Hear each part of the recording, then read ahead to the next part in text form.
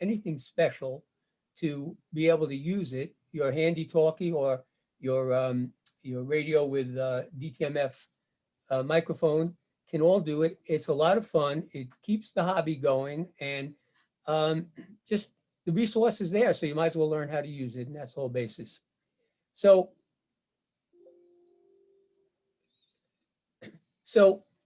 this is pretty much what Limarc was. Now, Gary, I have the photos, I have the screen in the right-hand side. How do I get rid of that so I have a full screen? Gary? You can minimize. The screen itself has a minimize? Yeah, or a restore. Okay, glasses on and... Okay, we see it so perfectly. now you see my screen, you see everything that I just did? Yeah. Okay, that's fine. All right, so this is Limarc around 2006. And what we have is in the blue circle, we have Glen Oaks, W2VL. And of course, it's a repeater. The inputs to the repeater could be coming from your car, from your home, from your HT. And the output to the repeater would be basically to any of the above. It could be to a car, could be to your home, could be to an HT, wherever you happen to be. Off in the distance in Suffolk County, we had the Selden repeater, 147375. And the Selden repeater, same thing. It's a repeater. The inputs were coming in from a car, from a home station, or from an HT. And they were totally separate. And I don't want to say it was a stigma, but in some ways it was. The people in Suffolk County felt that they were kind of cheated in everything that was going on. So that was our two separate systems around 2006. Now, at that time, Andy took over as technical chairman, and one of the things that Andy wanted to do was to connect the two repeaters. And at first, the connection was going to be done with a 900 megahertz linking, but that proved to be a little bit difficult because the Selden site, more than any other place, had a lot of beepers in it, and the beepers were interfering with us. And then it also had to do with the antenna. There's a 25 meg split at 900 megs, and it's a question of your transmitting and receiving. But in any event, we ended up with an RF linking in the 440 band. Now, once we got that linking, and it's an RF linking, although we have other alternatives if necessary, but it's an RF linking. Now, the range of Limarc, and I should point out, previously in the other two repeaters, the range could have been 30, 40, 50 miles and around, Selden a little bit less. But now, with the linking, and the same principle, you're coming in by a car, you're coming in by your home radio, by your HT, but now you're coming out either in Nassau County or in Suffolk County, but we basically go from way over here, well into New Jersey, well across the Hudson River, all the way over to here, where the Hamptons are a pretty good signal, and occasionally you might even be able to go a little bit further. But that was what the initial linking did for us, and truly, it helped to build Limarc. At one point, Limarc had, I think, 600 or 700 members. And of course, that number had dropped at some period of time. But by linking, there were people who really felt enfranchised again. And so our membership began to grow. So this RF linking between these two repeaters, so what you transmit here comes out there, what you transmit here comes out there. Now, that's still a work in progress that Lou, our technical chairman, is working on to make sure that both repeaters, you can hear what's going on both repeaters so that people aren't stepping on each other. All right, so now we have introduced into that Echolink. Now, given that the symbols are a little bit different, you get the idea. You still got the tower, you got the car, you got the radios. But what was introduced now is a computer. And this was introduced by Jonathan Taylor, K1RFD. And it was a program called Echolink. Hold on a second. All right, program called Echolink. And in this particular program, as Jonathan introduced it, this computer can be accessed by anything. So this computer can be accessed by a person over here talking to a person over here. Or it could be coming in from somebody's radio to the computer, to this computer, to a person, or to a radio, or to a repeater, or to a car. In other words, this is, I guess in mathematics, we'd call it combinations and permutations. How many different combinations can you make? But this computer now becomes an integral part of it, connected to this computer, another integral part. They have to be in there. However, this computer could be W2VL in Glen Oaks. This computer could be W2KPQ in Selden, but it could also be JA4 something or other in Tokyo or in Australia or anywhere that there happens to be an Echolink node. Now, we should mention that a node is just a point in a system. 1 o'clock is a node on a clock. A node is simply a point in a system. It could be a repeater somewhere. It could be your computer if you've signed up for it. Now, again, so here is here's our Glen Oaks repeater. I'm sorry, our Glen Oaks system. It's funny, I have my hearing aids in and bells go off. Anyway, and here's our Selden computer in the Echolink system. Now, to get to these, and we'll talk about it a little further, but to get to these, you can only have one repeater with that call sign. So we have an L and we have an R. An R, in theory, means that it's connected directly to the repeater. So this computer is actually at the repeater site and it gets called an R. We have the same situation in Glen Oaks, but you can't have two R's. So we call it an L, a link. But they're both doing the same thing. But if it were a link, for example, if I had an Echolink node in my house, I could link that to the Plainview repeater. And in linking it to the Plainview repeater, it would now be called a link from my node to that repeater. So that is how the Echolink will actually work. Claudia wants to know if she can come Saturday at Fine. 7. It's fine. 7. It's fine. Okay. Now, that is the basic Echolink system.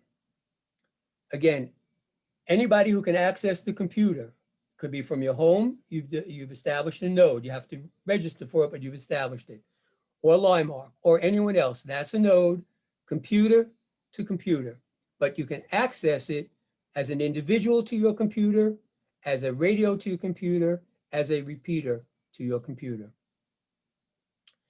Now, what Jonathan did in your later years was to come up with the same program for your smartphone. And this is just the way basically it looks on my iPhone. And you can see the kinds of, this would be the basic screen. Here's your transmit button. And these are some of the information that's available to you. And at first he came out, it was easier for him to do it, I think, on the iPhone and more popular. So he did that and then eventually came out with it on the Android phones. Okay, now this was around 9 o'clock Monday morning. In the Echolink system, there was at that time over 6,000 people or 6,000 users available. Now, some of them would be on repeaters, some of them would be links, some of them were just users. But here's a quick sampling of the stations that were on there. How would you contact them? Or you would contact them either by their call sign, because that's one way of doing it, or you would do it by their node number. Now look at the node numbers here in the 500,000, 500,000, because so many people can participate in this system. So again, you could get to them and look, you can see where, you can see where they are, where they come from. They're telling you that they're on their, I guess, the time last contacted or whatever. Now, again, this is approximately 9 o'clock in the morning. you can Google and see the Echolink system. All of these are people that were on. Now you see a little bit of an emptiness over here. It's 9 o'clock in the morning, so it's, it's 8 o'clock, 7 o'clock, 6 o'clock as you move over to the West Coast. Later on in the day, this would propagate even more. But you can get some idea that in an Echolink system, if you can get into the system, there's almost always someone to talk to. Okay, so how do you use the Echolink system? Well, you go to the Echolink webpage, which I'll mention again later on, but it's echolink.org. And you can find all the listings, all the nodes, wherever they are. And what you want to do, because if you're using an HT, I mean, you're not going to be able to punch in, or you can punch in a call sign, but it's a little more difficult. So ideally, you want to be able to use this kind of a code number just to make it easier. So you can look one up, or as we'll talk about in a few minutes, there's random selection, and we'll come to that. But how do you do this Echolink? Well, whether it's the Limarc 440 machine. Now, again, let me say, we don't allow outgoing from the Limarc W2VL or the W2KPQ in Selden. It just would tie up everything. I just have to keep an eye on the timing here. It would tie up everything. So what we do is the 440 machine is always available for you to do this. PTT, you press to talk, press the button down, simply enter the node number and then release, and you should be connected. So now, for example, now the reason why I put that particular, put an ET up, an HT up there, there's three different functions that the keypad plays. When it's just in a standby mode, it may reverse the frequency, it may do some simple functioning. When you press an F button, then these keys perform a separate function. But when you push the press to talk, that gives you your operating keypad. And believe it or not, I know it sounds crazy, but in just preparing for the demonstration, I forgot how to do the number sign. But the number sign becomes active when you hit the press to talk. So now, for example, and I think you should be able to pick up the audio, what I'm doing with my HT and my glasses and my proper light is I'm going to key down, and then I'm going to punch in that code number that's in front of you. And then just, we'll try to see if you can pick up the audio. So.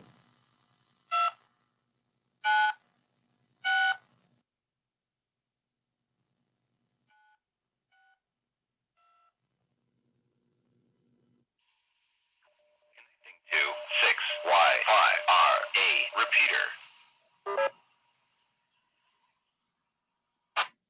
Okay, now I've just connected to Jamaica.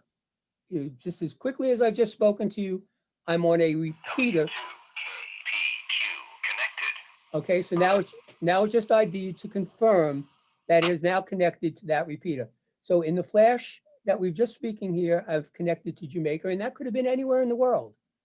Just 1, 2, 3. Now, to disconnect, I'm not going to actually go and talk on the repeater, but to disconnect, now I have to hit the number sign, but we don't always get back a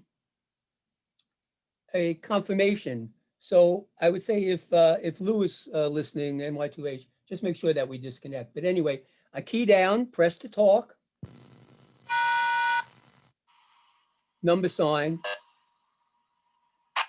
and again, I can't confirm that we've disconnected. In fact, I'm going to do it again, and I'm going to double on that key. Hold on 1 second. Yeah, I'm going to double on that because that would clear everything.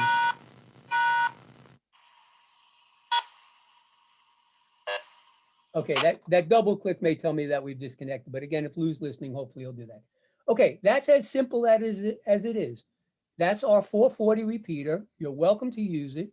And again, go to the Echolink website and look for any repeaters that might be close by to you and use it. It's there. It's a lot of fun. Find out places that you'd like to talk to. And the reverse is true if you're outside of New York and you want to come back and talk on W2VL because you missed the golden tones of my voice.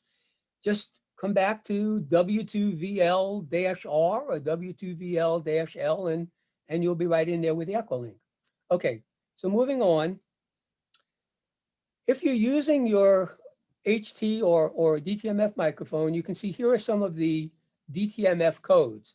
Again, you have to remember to press down, but these are the codes. So you have a way of connecting by a call sign, by a way of the node number.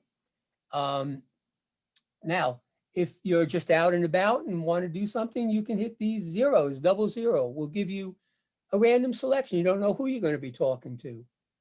It's just, again, it's a lot of fun. You're sitting around, you got your HT, it's a quiet Sunday, nothing good on television, whatever the case is. This information, echolink.org, but you can see what the DTMF codes can do for you. Okay, again, more information, www.echolink.org. All right, moving on. The next thing is IRLP, Internet Radio Linking Program. You're looking at much less congestion here. And the reason for it is that IRLP is a peer-to-peer program. That's one person talking to one person. Again, using a computer, and we'll see that in a minute, but one person talking to one person except for a special circumstance that we'll also talk about. However, you do see some concentrations, and those concentrations in IRLP are called reflectors. A reflector is something that allows multiple stations to call into. Now, it's still peer-to-peer. We're going from our IRLP node to that reflector. That's all we can do. That's the only one that we can talk to. But the reflector has many people coming into it. And therefore, that's why you see so many different blue lines pointing towards this one, which I believe is Cincinnati, and the other one is Las Vegas, two of the most popular ones out there. But you can see an obvious difference, but it doesn't mean that there's not a lot of users, because again, once you're getting into that reflector, there's quite a few people there. And this is also about the same time, 9:30 in the morning. Okay, so here's IRLP. IRLP, again, uses the computers in the same way that Echolink does. The difference is, and again, there's a variation because there are dongles for IRLP, but I don't want to deal with that. The difference is that you must be connected to an RF source. And this is why some people, particularly purists, prefer IRLP to Echolink. So you have to come into that computer from an RF source. And that's why the arrows are connecting from the computer to your repeaters.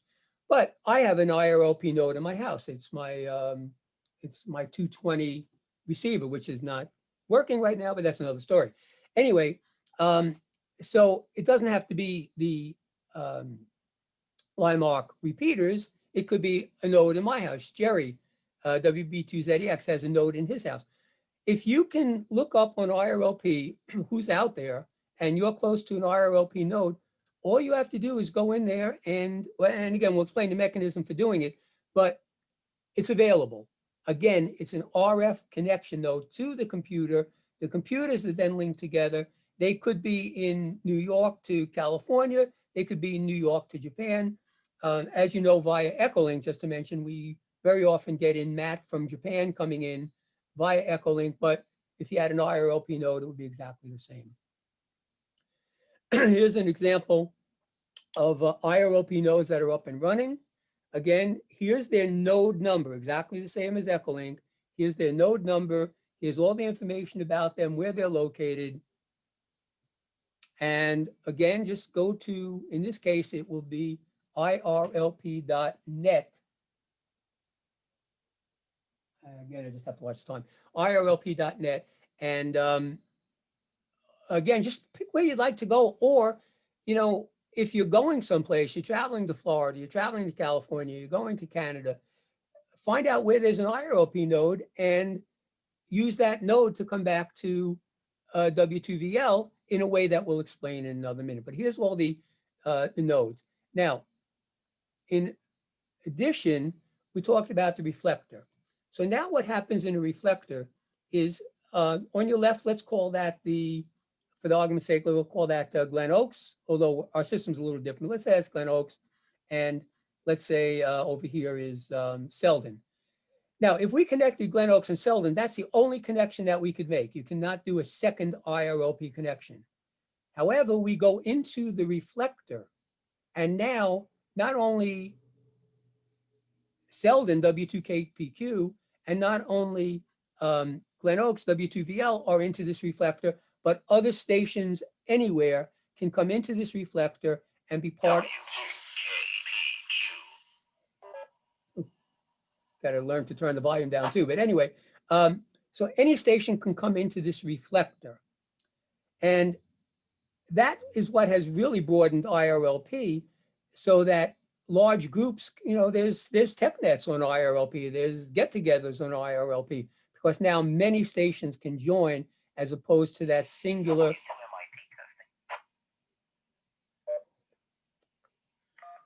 That was, wait, I just went backwards? Yeah, that was Gary. 1, 2, not found. Okay. All right, let me move on to the next slide. Now, these are the reflectors. So we are part of the New England reflector right over here. And you see that that is node number 9120, but it actually has this many different channels. I can't explain to you why this is 1, 2, and 3. I'm not sure about that, but we use the New England reflector, and the particular node that we use is 9126, which I believe is this one over here. Anywhere that you are, all you need to do is to get into an IRLP node, type in 9126, and you're right into the Limarc system. So you can't go to the individual node of Glen Oaks or the individual node of Selden, but you go into 9126. Another one that's really a lot of fun, one of the biggest ones around, is 9250, which is called the Western reflector, right down over here. And when you connect to that one, literally they're coming in from all over the world. So it's a great experience. And again, you've got your HT. You don't have to do anything. You don't have to register for anything. Take advantage of it. Okay, so in communicating with IRLP, normally it's very similar to Echolink with this one exception.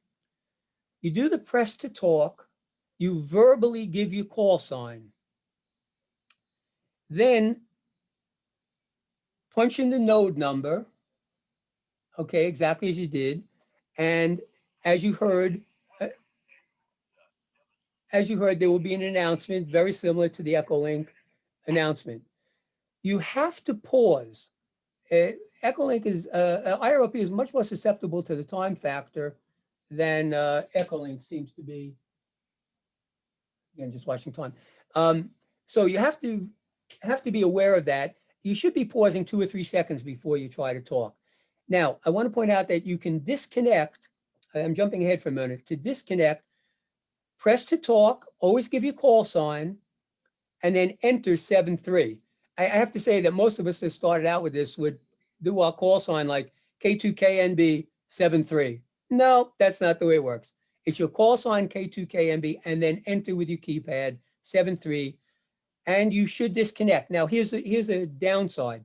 If people are talking, it will not automatically disconnect. It will disconnect when there is a period of silence. So don't get nervous if you found that you didn't disconnect. It may take a little bit of time. So under normal circumstances, just like Echolink, find an IRLP node, which R440 also has.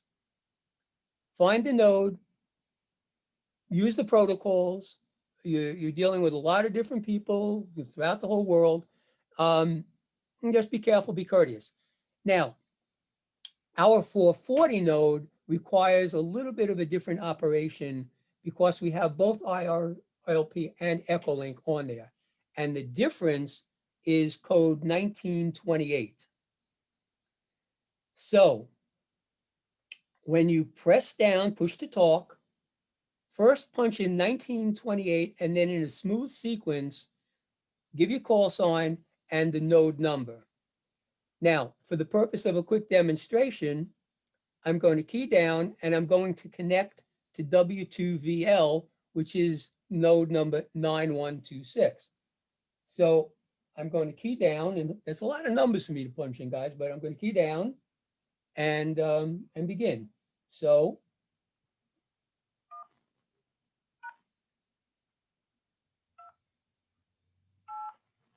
K2KNB.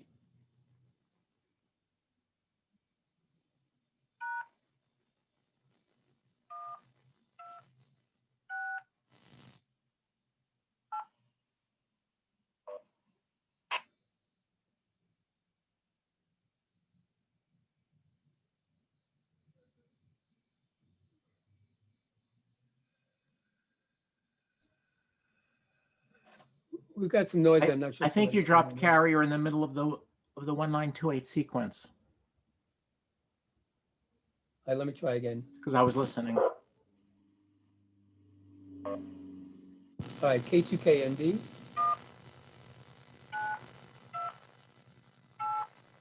No, it's dropping out. It's dropping out. All right, so I wonder if we, 9289 not found. okay, so we may be okay now. So hold on a second, one more time. So The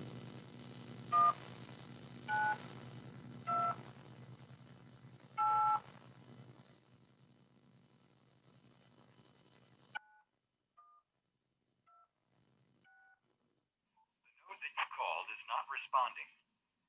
all right, somebody may be, no, it shouldn't be in effect. All right, but anyway, again, because I want to watch the time. So you get the idea. Only on this. Now, other repeaters may have similar problems. Or not problems, but similar protocols.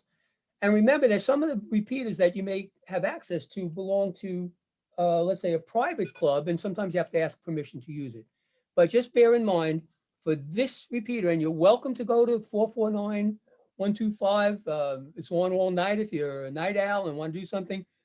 Just remember, push to talk, enter 9128. Actually, I'm probably, I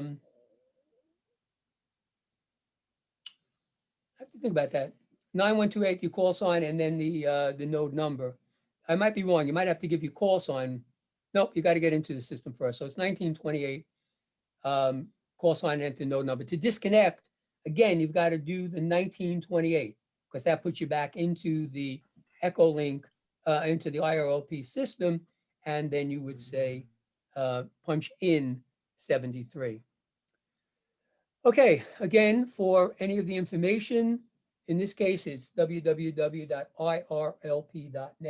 Now, you can, if you wanted, set up a node. You have to buy some hardware for it. It's $100, $150. If you're really interested in, because you could then put a node around your house, contact that node through your HT, and just be talking to the world sitting in your backyard. Okay, so basically that's it. I think that was the last slide. Yep, that was the last slide.